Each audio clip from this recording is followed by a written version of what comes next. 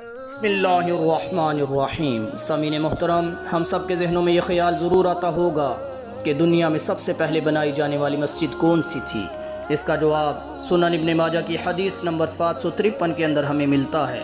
حضرت ابو ذر غفاری رضی اللہ تعالیٰ عنہ فرماتے ہیں، ایک دن میں نے عرض کی، یا رسول اللہ، اس دنیا میں سب سے پہلے کس مسجد کو تعمیر کیا گیا؟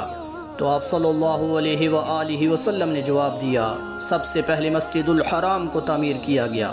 میں نے عرض کی، یا رسول اللہ، اس کے بعد؟ تو آپ صلی اللہ علیہ وآلہ وسلم نے جواب دیا، بیت المقدس کو۔